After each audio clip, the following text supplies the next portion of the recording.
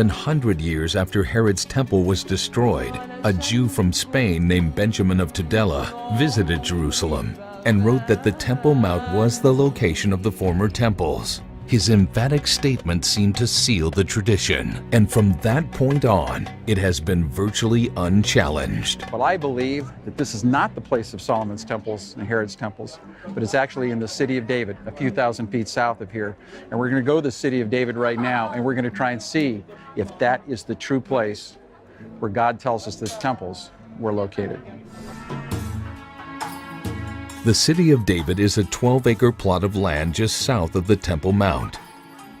We're here in the city of David, and it was back in the 1800s where they established that this was the city of David with the discovery of the Gihon Springs and Hezekiah's Tunnel. When King David arrived in Jerusalem, the city of David was inhabited by the Jebusites. David's men captured their fortress, and 2 Samuel 5:9 says, "So David lived in the fortress and called it the city of David." And in the scriptures in 2 Samuel chapter 24, verse 18, it is revealed that David was, after he conquered the Jebusite city, which is right under the city of David, he was required by the Lord to purchase the threshing floor from Ornan the Jebusite. And then in 2 Chronicles chapter 3, verse 1, we see that Solomon, it says that Solomon first began to build the house of the Lord by the threshing floor that was purchased from Ornan the Jebusite. Solomon's temple was in the city of David, at the Jebusite fortress. I can't see how you can argue with 2 Chronicles 3:1. If we're going to take the Bible at face value, that's where Solomon's temple was. The city of David is also referred to as Zion. 2 Samuel 5:7 says, David captured the fortress of Zion, that is, the city of David. Eusebius, a 3rd century historian and curator of the library in Caesarea, wrote that the temple was in Zion. The hill called Zion and Jerusalem, the building there, that is to say, the temple. King David took the Zion citadel castle and changed his name to the city of David.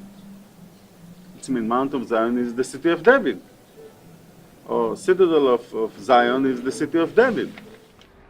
We're standing in the area of the city of David. Here's an archaeological site, and there's the south wall of the traditional Temple Mount. So we're in the general area of the Temple Mount. And this area we have seen on photographs in the 1930s. And we see these terraced farms, and you can even see the people out there tilling the ground. And it's very interesting that the Bible says this in a prophecy. The minor prophet Micah says in 3:12, Zion shall be plowed like a field. Jerusalem shall become heaps of ruins, and the mountains of the temple like the bare hills of the forest. The temple's going to be like a plowed field. Well, there's no plowed field up there. Those walls have been up there, a couple thousand years. If that is really the temple, Micah says that should be a plowed field. It never was. This area was. So we can be assured that in the city of David, it matches with what the prophet says and what the Bible says in history. There's not a theory that it doesn't have a long list of critics that line up, especially the temple theory. It's so shocking to a lot of people. They say, wait a second, the temple in the city of David and the stronghold of Zion? And then they say, wait, we have a great verse here that tells you that you're wrong about the temple being in the city of David. Then Solomon assembled the elders of Israel and all the heads of the tribes to bring up the ark of the covenant of the Lord from the city of David, which is Zion. People are saying, well, it was brought up out of the city of David, thus it was brought where? They surmise to the Temple Mount. The Bible doesn't say where it was taken. It was placed into the Holy of Holies after that, underneath the wings of the cherubim.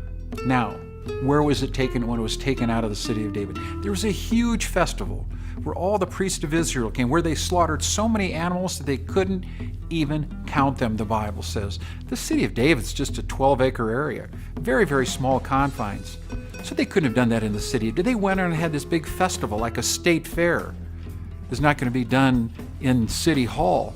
And then they brought it back into the temple, which was in the city of David. A little-known historical account describes 2 covered bridges or colonnades that span some 600 feet between Fort Antonia on the north and Herod's temple to the south. Josephus describes them. Now as to the Tower of Antonia, it was situated at the corner of two colonnades of the court of the temple, of that on the west and that on the north. He then describes Fort Antonia as a guard to the temple and mentions that it is located on a higher hill and that it hindered the sight of the temple on the north. These descriptions confirm that the fort was on the higher Temple Mount, while the temple was 600 feet to the south and at a lower elevation. There's a story in the book of Acts that also confirms this. It describes the time that the commander of the Roman soldiers quickly deployed troops from the fort down to the temple to rescue the Apostle Paul from a riotous situation. At once the commander took along some soldiers and centurions and ran down to them. Then, verse 40 describes how Paul addressed the crowd. Paul, standing on the stairs, spoke to them. These were the stairs leading back up to the fortress Antonia.